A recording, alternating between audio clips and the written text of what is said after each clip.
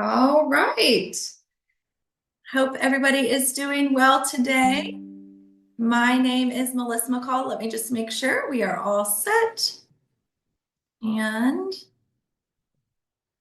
okay, I think we are good to go. All right, my name is Melissa McCall, and I am with Moving Little Minds. I am so excited that you are here today to begin 5 steps to circle time success. This is a framework that we use at Moving Little Minds in the toddlers and twos classrooms that really builds engagement. The children are fun and engaged and having a great time. So we are going to dive in today. Thank you so much for being here. All right, just a little bit about me before we get started. My name is Melissa McCall, and I am the owner and founder of Moving Little Minds. This is my family. I have 2 children, Avery and Tyler, my husband Tim, and we live here in Charlotte, North Carolina. I was a UNC Chapel Hill graduate and a North Carolina teaching fellow, so I was in the classroom from the first day of college, and I have almost 20 years in education and a master's in special education. I've worked basically in any job you can imagine in education, but my passion is literacy and particularly preschool literacy. So, long story short, sweet Avery went through the gamut of all sorts of reading issues. When COVID hit in 2020, she was in kindergarten. I was at home with my son, Tyler. He was 3.5 at the time. I was doing all my preschool teacher things. My dining room was the classroom, and she came over and joined. Long story short, she couldn't rhyme, she couldn't do syllables, and it made sense why she was struggling to read. That years later spiraled into me trying to advocate for her and figure out what exactly can preschool age children do and how can we better educate preschool teachers so that we can be better prepared and better prepare our children. So that is a little bit about me. I now am a preschool literacy teacher and consultant. So I go into preschool classrooms around the Charlotte area and deliver literacy focused lessons and then also do teacher trainings. That sparked me to create Moving Little Minds, which is dedicated to helping preschool teachers and parents improve early literacy instruction.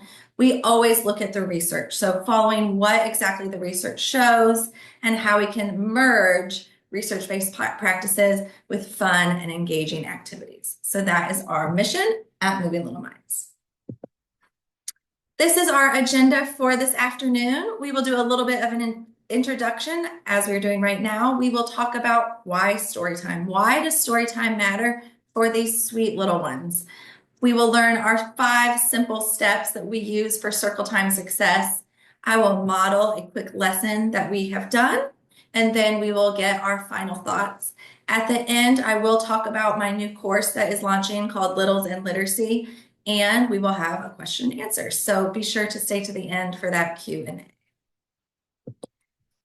Housekeeping very quickly, the chat is open. So if you have a question, drop it in the chat and I'll peek at it periodically.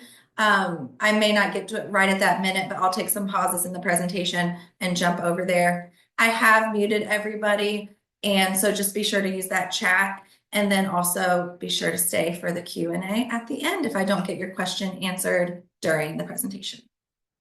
So let's get started. All right, how this all began. So I told you just a few minutes ago a little bit about my background. I was a kindergarten teacher, a master's in special ed, and I taught in the preschool classroom in the upper grades. But guess what? I became a literacy teacher at a local preschool, and they asked me to start going into the toddlers and twos classrooms. As you can see from this look on my face, I was a little unsure about that. I was a mother of 2. Obviously, I was great with children, but I was a little bit wondering what in the world am I going to be doing for this 20 minutes with this age group? Well, long story short, it became my absolute favorite age to teach. I absolutely love teaching my literacy classes to this age group, and the feedback was amazing. So I was nervous. I went into those classrooms, and then the teachers absolutely raved about what I had done. So it made me reflect and think, what did I do differently? They had a former literacy teacher come into the room who would read books and do songs. But from what I was told, my lessons were a little bit different. So what made those special? Well, I think the biggest thing is the multisensory learning. So we were sitting, and we still do. My classes are 20 minutes in the twos, about 15 in the toddlers, 20 to 30 minutes at times in the 2-year-old classrooms. And the way that we make it work is that it is fun. We are full of multisensory learning. We have attention grabbers. We are constantly moving. So we are not sitting for 20 minutes. We are doing a little activity, then up, then singing a song, then reading the story. So moving and grooving is what has made that so successful. But my favorite thing that I think sets our circle time apart is that it really opened the teacher's eyes to trying new things. Children are capable of amazing things, and a lot of the teachers were not aware that children can start clapping syllables. They can participate in group. Even if we can't talk, we can still vote with a little sticker.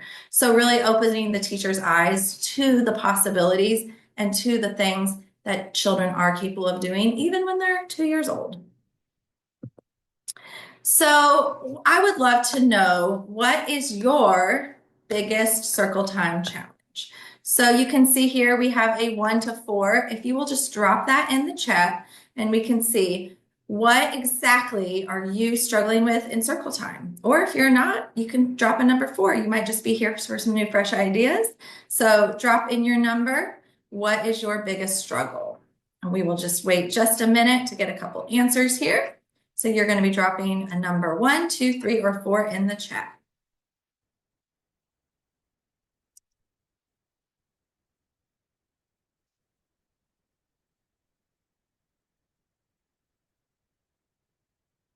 All right, so we've got struggling to get them to join, don't know what exactly to do, developmentally appropriate, that had a couple of votes. So mostly 3s, couple 1, 2s, and I'm seeing some 3s. So making it developmentally appropriate. That will be a good one that we will hit on in just a little bit. Okay, thank you for sharing. So from what I'm gathering, we all are here for some learning and tips, which is going to make this even more fun. Thank you for sharing. Okay, so why circle time? I know I have a really good friend right next door that teaches in the twos classroom, and I was creating a product for the toddler age group and wanted to run it by. She said she would ask some of her teachers, and most of them, not most of them, I would say half, it was split, said circle time is not appropriate for 2-year-olds. We don't even want to see the product. It's not appropriate. And I would challenge you to think beyond that thought. Again, I'm going to say this a lot in this presentation. Children are capable of amazing things, and they love circle time. Why? We cannot talk about circle time or really children in general without talking about the power of the brain. So most of you probably know this, but the brain develops most rapidly between birth and age 3. So in that time, there are twice as many connections and jumps and activity happening in the brain in the first 3 years of life than all of adulthood. So by the time the children are 3, their brains are already 80% of their adult size. And by 5, 90% of their adult size. So this is just the time for optimal learning and engagement and growth. How do we build that growth? That last point there. Positive repeated experiences build connections in the brain. So when we do things that are meaningful, that build those connections and that repeat, that is how we build brain power and how children learn. There was just an article out by Sam Goldstein in Psychology Today, which I absolutely love. So in the article, it talked about, we say preschool, and it kind of devalues preschool. It's just like, oh, it's not really school, it's before school. But the article really challenges you to think about what is happening in the brain at that time and how we can think it's not preschool. It is the optimal time to learn and play and engage. And what we build in that age is what is going to create the foundation for the future. So it says the science is clear. Young children's brains are biologically ready for exploration, analysis, problem solving. And how do we do that? It says it doesn't mean imposing academic drills on toddlers, but creating environments that foster curiosity. And circle time is a great time for that. Of course, we want to set up our classroom for plenty of play and playing alongside children, but circle time can really bring some really enlightening ideas, activities, and thought to our young ones. Another reason, story time matters. Stories are so valuable. Brain scans of young children have proven that the more that you're read to, the more active your brain. Comprehension skills by the age of 4 are key predictors already of how they will comprehend in later upper elementary grades. And there's a direct correlation between the number of books in the home and reading proficiency. So these things are simply proving that reading matters. Here is a quick video that I would love to watch of me demonstrating some fun storytime activities in the twos. Humans can clap, clap, clap. Can you do that? Clap, clap, clap. And flap, flap, flap. And make mitten what? Mitten ears. Can you make mitten ears? Good job. Lots of things 2 mittens can do. Can you clap under your leg? Can you rub your head and your belly at the same time? Can you play peekaboo? 1, 2, 3, peekaboo. Let's do it again. 1, 2, 3, peekaboo. Good job. All right. I had someone comment they can't hear the video. Did everyone else, were you able to hear the video? If you could just put that in the chat.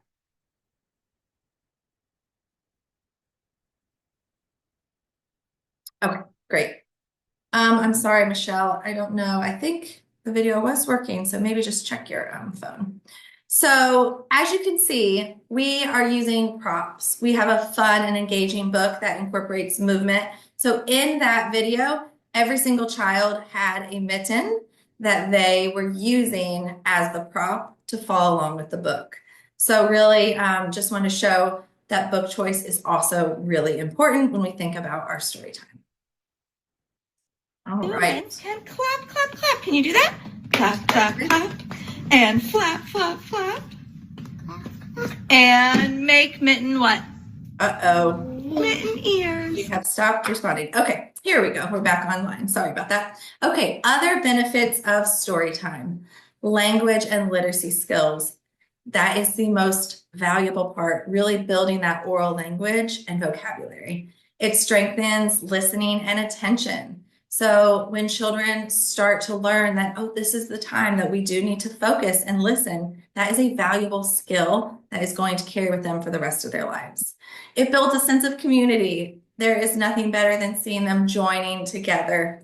And it really establishes a predictable routine. So we'll talk about this as part of our framework, but that routine really helps promote your children's brain power. The brain loves repetition. So knowing that that's part of our daily routine is really beneficial. Of course, that's social and emotional growth, working together, reading stories that build that social emotional learning. And then finally, reinforces concepts through repetition. So we're going to be reading stories. We're going to be playing games that all reinforce that same topic. And that is how learning is formed. So if you're thinking there's no way that circle time is going to work for us, we are here to help you. This is going to be our clear 5-step framework that we are going to go through today that is going to make circle time more doable. So as you can see, we have a signal welcome song. So that is how we signal that circle time is beginning, and we sing a song. Then we will do a quick introduction about what we are learning, and we will do a song or poem. Then we read our story. After the story, we have a group activity, and then we always close with a short little song just to indicate that circle time has finished. So let's dive into our 5 steps to circle time success. Before you start your circle time, you always want to have a plan. So I always I like to go off of books. I feel like it can fit with your theme, or just if you have a favorite book that builds a specific skill. Like one of the ones we're going to show in a minute is All Mine, and it's about sharing. So I always start with a book as the guide. From there, I start researching what songs are out there, and I'll share a song resource in a few minutes. And what engaging activities can I do? So I'm going to plan a game or two, and just like the repetition, we can play that game over multiple days. And then finally, I want to use a picture schedule that is going to help the children start understanding circle time is coming. So even with toddlers and twos, we can put up simple pictures that say like, we're going to have snack, then we're going to have circle, then we're going to have playtime. And pointing to those three pictures helps build that predictability of what is coming next. So step one is a signal and a welcome song. So a couple ideas for signals. You might have a classroom chant. There's one class that I love so much. The second I walk in the door, one little boy starts clapping, time for circle, or whatever their chant is, because he's so excited to see me. So they clearly have that signal that really triggers the class to say, oh, it's time to start something new. Other signals, you might want to have a bell. You ring the bell, and that signals that circle time is to begin. Just something that triggers the children to know it is time to start. Oops. After we start and get to the carpet, I always start with a welcome song. Open, Shut Them is my favorite. Now, I am going into these classrooms once a week, so you might want to have a variety of songs. Singing Open, Shut Them like 4 days in a row might get a little old for the children, so you may want to have a rotation, but this is the one that I love. The reason I love Open, Shut Them so much is that it has motions, which are very important, but also the motions build phonological awareness. So that is the ability to hear sounds. So it's already training children to find the beat. So it's open, shut them, open, shut them, give a little clap, clap, clap. Clapping to the beat is already beginning to build phonological awareness skills, which are key for reading down the road. So here's just a quick snippet of Open, Shut Them. If you're unfamiliar with the song, we don't use the actual song. I just sing it myself. But if you don't know it, you can learn it here. We'll just quickly listen.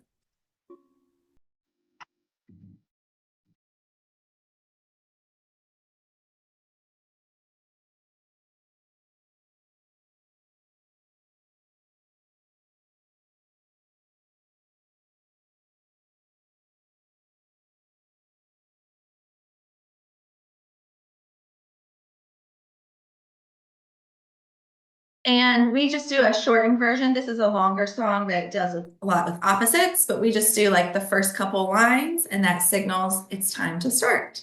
We also always touch and sing the alphabet, which I do have an alphabet line for you at the end of this. So we do Open, Shut Them, and then we touch and sing our ABCs.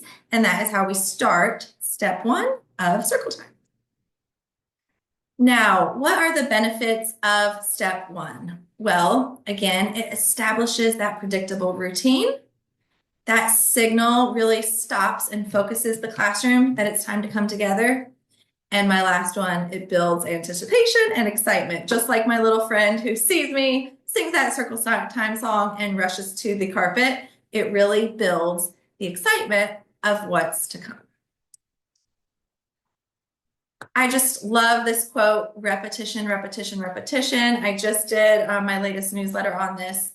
Repetition is so valuable. Genes provide the blueprint, but repeated use strengthens the circuits.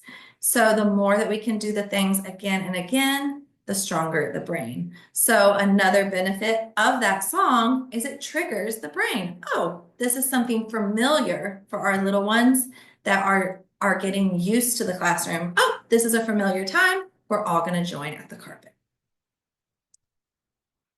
A few tips for step one. A familiar song. You can always use a puppet, like children love puppets. So just like circle time, time for circle time. Maybe the puppet introduces the children that are there. You can do a call and response. Anything that's just repetitive clapping patterns. Quick tip, you want it to be quick, no more than 30, 60 seconds. Again, we're on limited time with this age group, so something quick to get them to the carpet. Step 2. So now we are all at the carpet together and joined. Whoops, sorry. Let me go back. And this is where we are going to introduce the activity or the theme that we're learning that day, and then we're going to do a song. So we're gathered at the carpet, and then that's where we start. We open up what we're doing today. So in this day, we were doing the book, We're Going on a Bear Hunt. And so to start it, I had an object in my bag, and I was giving clues. It's brown and it roars, and you find it in the forest. Doesn't even know what it is. And then the children may or may not, depending on your age, might say bear. I'm going to pull the bear out and I'm going to say, is the bear brown?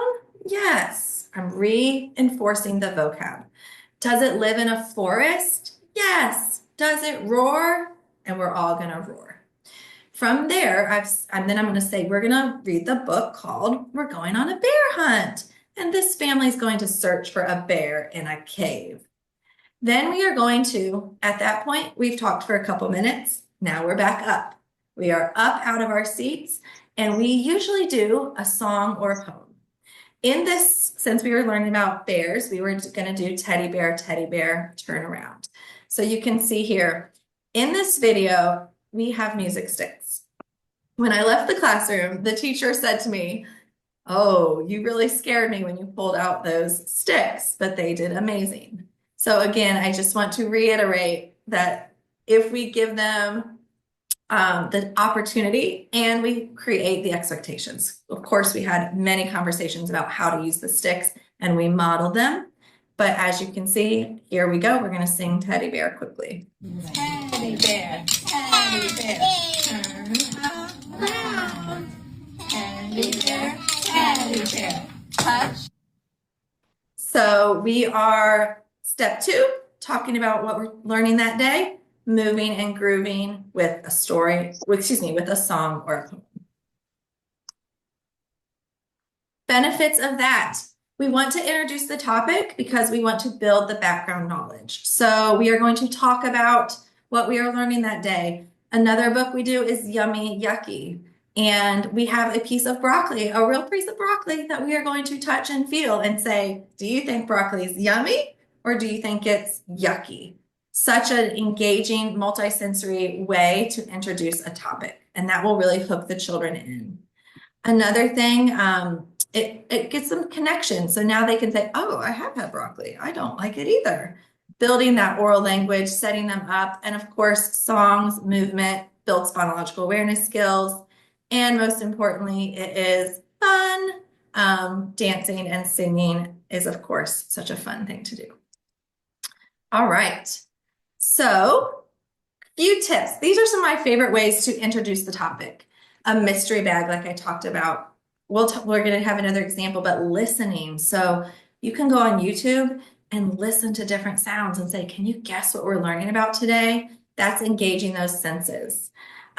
Dancing, yoga poses. Maybe we want to act like a bear on our hands and knees, and rhythm and clapping. So just anything that's getting them engaged, introducing the topic, and having fun. If you are interested, I do have this free resource. You can scan this QR code. It has 400 of my favorite songs. They are organized by theme. So a lot from super simple songs, kaboomers. But if you want to grab that resource, it is right there. It's no longer on my website, but if you do not grab it now and you want it later, just shoot me an email and I can send it your way. All right, so we have got their attention. We've sang our opening song. We've introduced the topic and we've danced and moved. Now we are back ready to sit down and be calm for our story. So as you can see, a lot of these stories are going to be related to what children are interested in. All mine. We are talking about sharing. It's such an easy way to build those social emotional learning skills. Yummy Yucky. That's connecting to children's what they like, right? Children naturally connect to things that they're familiar with. And then anything that's like, I love Karen Katz for those lift and learn books. So we want to have an engaging story where the children can connect. Stories are so valuable. We already hit on these, but building social and emotional skills, vocabulary development, imagination, right? We can use our imagination when we read. So really prioritizing this step in the process. A few things for the actual story. I already talked about this, but those lift and learn surprise books. Children love them and it really keeps their attention. Repetitive text. So we're going on a bear hunt. You can even, if that book is too long, remember, children don't necessarily know. We can skip ahead a few pages and still get the gist of the story. And then at the end, have them up and acting it out. Felt boards and picture cards. I always have vocabulary picture cards with the stories that I'm reading so that we can show the connection. So if it's like in a zoo book, we're going to have some zoo animals up as vocabulary cards as you're reading. It's an easy way to keep those up throughout the day so they can make the connection later and just to build that vocabulary. Adding motions and movement to your stories. So when we say it's raining, we're moving our hands raining, and then the rainbow came, and we're creating a rainbow in the sky. And pro tip, read the same book again and again. We are so quick to read the book and put it away, but particularly with this age level, reading the book again and again is going to be so valuable.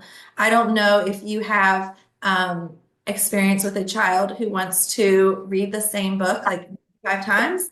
My son, I read Pat the Bunny probably 300 times, but that is building repetition in the brain. So I want to remind us that we can read the same book again and again. Here is a quick example of my story time setup. We were doing this book down here about a rainbow and colors. And so you can see I've got a felt board that we're going to use over several days. We've got It's not muted. yeah, let me see who is. Let's see if we can. When I joined, Let's see. Asked me. Trying to get everybody muted here. was it another course you did? If you are not muted, could you just check for me? I'm trying to see here. Oh, okay. It seems like everybody is muted. Okay. All right. So, okay, there we go. So I'm going to show you a quick setup of my classroom here. Felt board. We always have a big letter we're exploring. This is the Make a Rainbow book. And then these are the picture cards. Hey, keep looking. You're doing great. That are going, and then we are sorting an activity here. So we have done the song. We did a color song. We read the story, and then we're on to our next step, which we're going to get to next, which is an engaging activity. So I always have those picture cards, and then those color cards are related to the book, and so the children can make that connection later. Here are a few of my favorite multisensory books.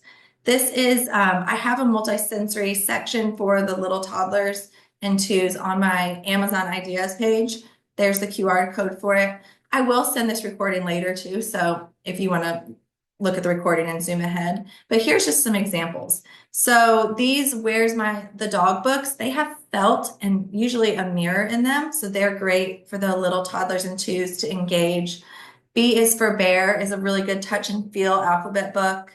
Again, Karen Katz, I love her Lift and Learn books, and Dear Zoo, another favorite. Really, that one can be, you can do so many things with that, predicting what might be under all those fun things. So just some ideas for how we want to have the books be related to their lives and also multisensory. So then we have our group activity. So after we've read our story, we always do a very quick group activity.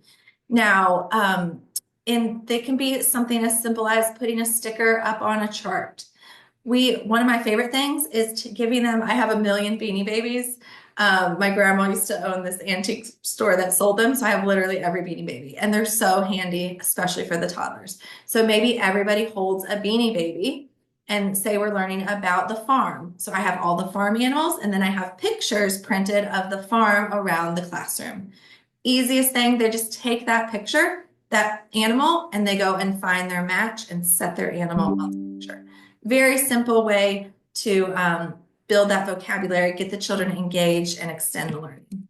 Here is an activity that we did. We were learning about snow, and we read a snow book, and we talked about the letter S, and then they're going to have a snowball fight. So they're tracing the little S with their finger, and then we're hunting for S's in the classroom, S things. Obviously, I'm just pointing them out like, oh, there is, maybe you have Santa up that time. There's Santa! And we throw the snowballs at Santa.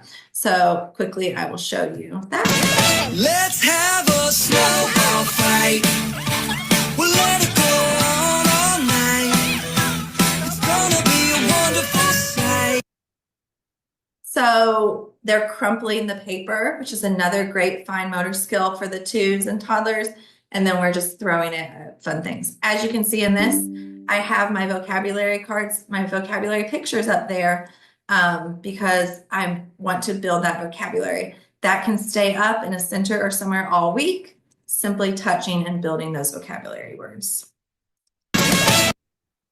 Benefits, great way to extend learning. So now we've talked about snow, we're making a snowball. Snow is connected to the letter S, so many different benefits there.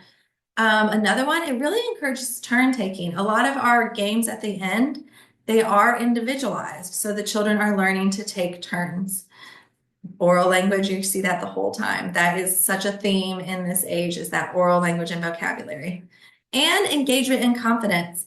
I can't tell you how many little ones at the beginning of the year are not comfortable coming up and sharing in front of the group. And now at this point in the year, you can see that confidence build. They're happy and able to share out their answers. A few tips. Build something together. So doing a sorting activity, or maybe you're creating a mural together. Contact paper is great. Say that you're exploring colors. Everybody goes and gets a little strip of color and literally just sticks it on the contact paper, and you're talking about the colors as you go. Easy, easy, easy. Partner interactions. I love passing an object around. So when we are talking about sharing, we have a baby doll, and we say, they say, can I have a turn? And if they can't, that's okay. We just practice and say the words for them. And then the friend passes the object around the circle. Hunting for objects around the room, we've already talked about. Acting it out, like say we read we're going on a bear hunt. Well, now we're moving around the room, pretending we're on the bear hunt. Tip, take the activity. If you're playing a group game, I said it before, but we want to play that game, play it 3 days in a row, and then take that activity and stick it in one of your centers. So when they're playing on their own, you could gently go over there and see if they can reenact. This is great for like peekaboo. We do a lot with peekaboo, hiding things under the blankets. Just take those blankets and put them over in your doll center, and you're going to be surprised that they naturally start playing the games independently. The final step is the closing ritual. So we've done our fun activity, and we just want to gather quickly back on the carpet to kind of signal that circle time has come to an end. I use this very not fancy goodbye song that I do, but there's a lot of other ideas that you can do for closing ritual. You can do like a high five, like you did such a great job today, high five a friend, and now we're gonna head to snack. But here's just an example of what I do. Here we go. Goodbye, Miss Melissa. Goodbye, Miss Melissa. Goodbye, Miss Melissa. We're glad you came today. And then it's very clear. They know that circle time is over, and they are like looking to their teacher, what do we do now? But just a way to kind of sum it up. So benefits of that circle closure is it just provides a sense of, okay, this is complete. it is time to move on. Remember, children love that predictability. So it really shows the routine that we came and sat together and now we're moving on. And then it really ends on a positive note, like, yay, we're excited. We had such a fun time at Circle. Now it's time to move on. Tips for that closure, just brief. I like to say something like, we were talking about the rainbow. So like, next time it rains, if you see the sun come out, look for a rainbow. I'm so proud of you guys today. Let's clap our circle time song, our goodbye song. And then we say, now we're going to turn to our teacher and we're going to see what's next. One tip is if you do have a younger group, and especially at the beginning of the year, don't forget those visuals. So hold up the sign. Now we're going to go to snack. Okay, I'm going to check the chat. Does anyone have any questions before I do a quick modeling of that circle time? Let's see. Okay, perfect. Dina, I'm going to save that question till the end, but that is a really good question about a larger class. And well, I'll just go ahead and address it right now. So one thing that you can do is give them all their own little fidget to hold. So like, let's say that you are going to build the rainbow. Well, maybe they all just have like a little raindrop that's going to come up. So that can help with that touching. Also, if you can, I like things at eye level, but if it is a really big issue, just put it up a little bit higher so that they cannot touch it at that time. And then when it is time for them to, maybe they're helping you build it, then try to slide the materials back to their eye level. Those are just 2 tips. We can talk about some more ideas, or if someone else has another idea, drop it in the chat for Dina. But good question, Dina. Any other questions before we get moving on? Okay, so I'm just going to quickly, not really model the whole lesson, but I'm just going to quickly show you how I would do a lesson. And here we go. Okay, so we are going to be reading the book. It's called Dot's Colorful Day. I do this in the 2s. Actually, I've done this in the toddlers as well. I did want to mention, I typically do not start the toddler circle time until after Christmas. And I am usually in those classrooms 10 to 15 minutes. So that just puts that into perspective. But then in like a classic 2s classroom where they are turning 2, some of them starting to turn 3, I am in there a full 20 minutes, sometimes even 25 minutes. So just wanted to preface that. Okay, so we have Dot's Colorful Day, and I'm going to walk you through all of the parts that I would do. So first we are going to have circle time, gather at the carpet for circle time. I just made that up. But as you can see, we have our signal that we are going to signal that it is time to come to the circle. Then we're going to sing open, shut them, open, shut them. We're going to sing our open, shut them. And then, like I said before, I always touch and sing the ABCs. I have an alphabet line that you'll be getting at the end. We just touch and sing each letter slowly. From there, I'm going to have a little guess. So I have an object in my bag and I'm going to say, okay, boys and girls, I have something hiding in my bag that we're going to read about today. So let's listen and see if you can guess what it is. What is that? What was that? That's right. We are learning about a dog today. And I will reveal the dog out of the bag. Then I'm going to make a connection because, children need that connection and they love to share. Does anyone have a dog in this room? Oh my goodness, I do too. My dog's name's Taco. Now, in our story today that we're going to read, Dot's Colorful Day, he's white. Can you guys say white? What color is your dog? And then if the children are able, they might share. Our toddlers might just be able to say dog, that they have a dog, or try to express that they have a dog. But we want to be mindful that many of them are not going to be able to share that. And then we're going to talk about our colors. Well, in our book today, this white dog, he gets so messy and he gets full of colors. And then I'm going to hold up my flashcards and I'm going to say, we've got red and yellow and blue, and stick those colors up on the board. From there, again, we've introduced. So now we're going to stand up and we're going to sing the song, What Color Is It by Jack Hartman. That is a fun one. It's like, it's a rhyming one. So I'm blanking on the lyrics right now, but like the color is red. Now shake your head. The color is blue. Tap with your shoe. So as we're doing that, I'm going to be holding up the colors, practicing as we go. So then moving on to step 3, we are going to read the story. Now for this activity, this is to keep them engaged. They are actually going to be putting the spots on Dog's Colorful Day, as we go. So in this story, it's so cute. He goes out and like first at breakfast, he sits under the table and splat, red jam falls on him. So then I'm going to call a child up and I've got dot markers, or you can use paint sticks, and they just put that little dot on Spot. And so as we're reading, Spot is getting colorful as he goes. So we're really engaging and making the story really interactive. After that, we have an extension activity. So we are going to continue to build that idea of colors. So we are going to play the song, I See Something Blue.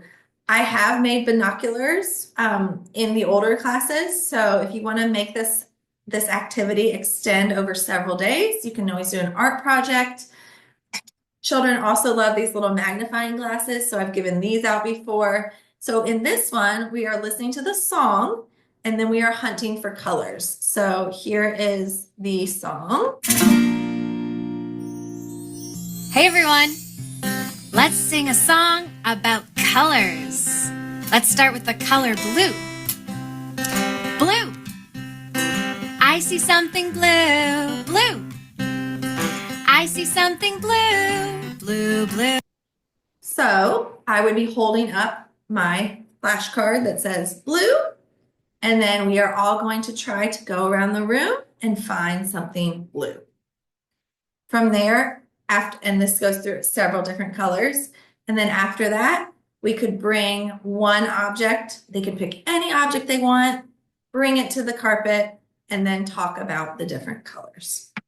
So as you can see, this activity can go over several days. So you could have a short part of this activity and then the next day sing the song again and find the color. Or this could be like your introduction of another day.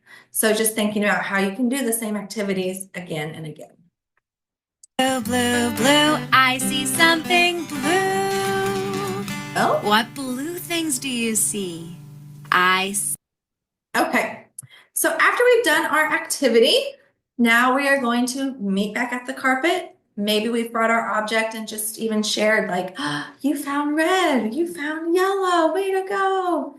And then we'll do our closing ritual. So I'm so proud of you today for looking for colors. I bet today at snack time, you might see some really colorful food on your plate. So maybe we can look for food today, food colors at snack time. Let's go ahead and sing our goodbye song. Goodbye, Miss Melissa. Goodbye, Miss Melissa. Or you can do open, shut them again. Open, shut them, and then you say now our stories end instead of now our stories begin. A high five chain, like give your friend a high five for doing a great job today. Circle time has come to an end. Now let's high five a friend. Or you could hug a friend or fist bump a friend. Or if they're a little bit wound up, you could do a little bit of like a calming breathing quickly to get them settled before they head to their next activity. So that was the 5-step process. I do want to mention that in our curriculum, we now have storybook lessons. So I don't know if you're familiar. We do have a 2-year-old curriculum, and it now features stories and activities for every single lesson with song extensions and books. So it's like 26 weeks of storybook lessons. So, okay, we've got through our 5-step framework, and here's some thoughts you might be having. I don't think my class will pay attention. Remember, this is a work in progress. So if you have toddlers, start with 3 minutes. Even just start with that signal, doo-doo-doo, and practice coming to the carpet. Maybe at the carpet, you sing the welcome song, and that's enough. And so just start building upon that. And think about the more props, the more instruments, the more music, the more movement that you have, you will be able to keep them engaged and having fun. Number 2, my children won't sit still. Remember, again, props, getting them engaged, giving them something to hold, doing an activity, then sitting down, and then doing a song, and then getting back down. So just the more that you can switch it up and keep them up and down, the better. Another thing, you can give them all like a little fidget kind of thing, like maybe they all have a Beanie Baby to hold. Obviously, this can be a distraction for some children, so you have to keep an eye on that. But if you've ever heard of baby doll circle time, I've never used it, but like it's supposed to be very effective. So giving children something to hold. And then what about the children that keep wandering off? This is one that we see all the time. You're always going to have 1 or 2 that just really are not into story time and circle time. First thing to remember is that just because they're not right there does not mean that they're not listening and learning. So children learn in different ways. If they are not right there with you, I promise you they're still engaged in their own way. Number 2 is you can give them a special job. If you have a helper in your classroom, which I'm sure we all do, they can sit in their lap. Maybe they want to try to sit in a chair. So those are some options. And another one, just have your helper just like gently try to guide them back to the group, but then don't force it. Like maybe you've guided them back one time, still not into it. They can just continue to move on. I do have a troubleshooting sheet that I will send you at the end of this that gives you ideas for each of these problems so that you can have a little help for you. So I will send that with the recording at the end of this. Things to remember, circle time isn't about perfection, it is about connection. The more you lean into the fun, the movement, the flexibility, and pay attention to what they like. Like if they're not into it, don't force it. Like, okay, circle time lasted 5 minutes today. I can't tell you how many times I have this grand plan when I go into the classrooms and then I'm like, that's not working. And I quickly just like Google a song real quick and we switch to a movement activity. So just really watching them, engaging in them. So my tips are going to be come up with a plan. Make sure you have a plan. Circle time can be so powerful and meaningful and fun if we have a plan. Pivot, like I said, watch what they're doing and pivot if needed and play. Make it fun and engaging. So for attending today, these are the 2 handouts that I will be sending you. We've got our alphabet line. This is the line that I hang up in the classroom and we sing those ABCs beginning in the toddlers. Simply having an alphabet line is not going to harm children. We're not forcing them to do anything. We're just simply saying, these are our ABCs. You're probably already singing the alphabet. So it's just easy to touch and sing. And then the secondly is the circle time troubleshooting tips so that you can get some ideas if you're having some struggles with certain children. I did want to introduce you to my new course that is launching right now today. I just opened it called Littles and Literacy. So if this interested you and if you are interested in ways that you can build early literacy skills in all 6 components of literacy, this course is for you. It's a self-paced course designed strictly for toddlers and 2-year-old teachers and parents. And it just gives you the exact how and why we can build those 6 main literacy components in the classroom. So we've got phonological awareness, alphabetic knowledge, writing, concepts of print, and text comprehension and oral language. So it goes through every single one of those components and simple things that you can do to beef up that teaching in developmentally appropriate ways in your classroom. So something as easy as putting the vocabulary cards up. That's it. It might not be something that you do now, but it's a simple actionable tip that you can take away right away. Here, the course is $50. It does come with, it's an hour and a half of CEUs.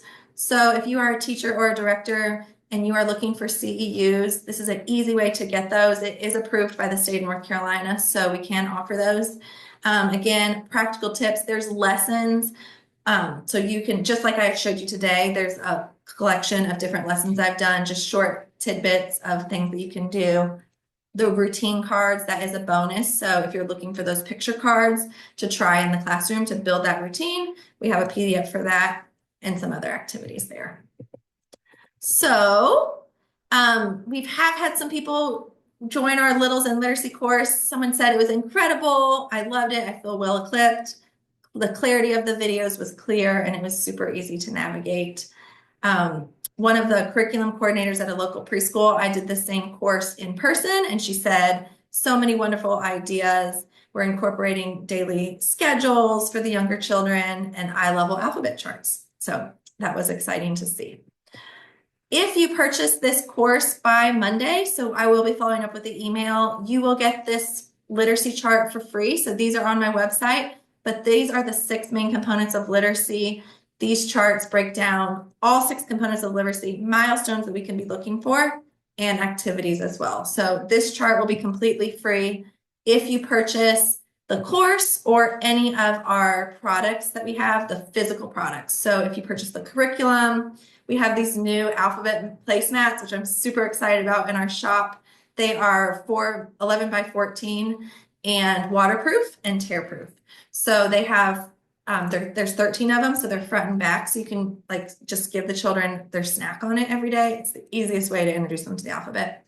And then those are our famous alphabet motion flashcards. So we teach the alphabet through body motions, and those are on my website as well. So if you purchase the course or any of these physical products, I will send you the bonus as well.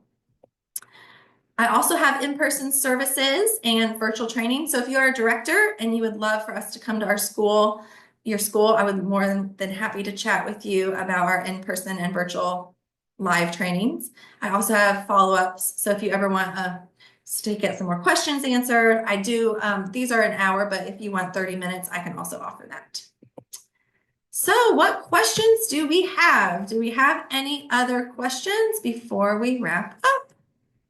I'm going to open the chat here.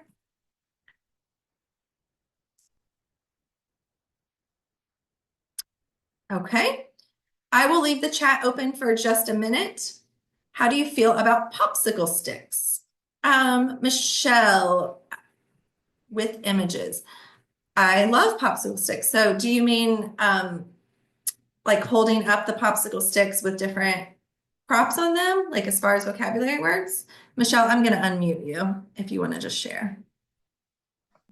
Hey, can you hear me okay? Yep, Okay, I wanted to type fast. Oh, sorry. So yeah, like popsicle sticks that have maybe, I don't know what we're like you said, the Brown Bear book and different animals on the popsicle sticks. Yep.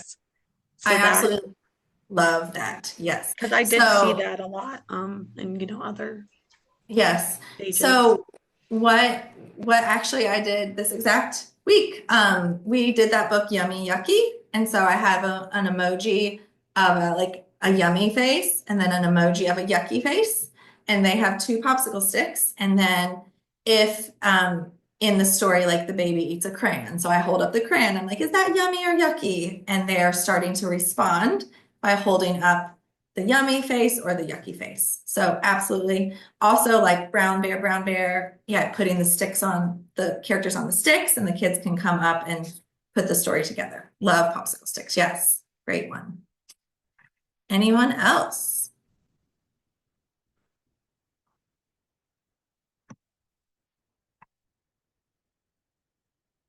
Okay. I think Dina, she messaged me by accident, but I'll just say her question out here. So Okay, perfect. she said, we have gotten into the habit of doing story time during snack time since it's quiet. Is that not a great idea? She's asking. No, that is perfect. Anything, if that is the only time that we can get them engaged and quiet and listening, that is great. I would perhaps suggest like after they listen to the story, now they finish their snack, take the learning to the next level. So, now maybe you can explain a fun game that you're going to play related to the story afterwards.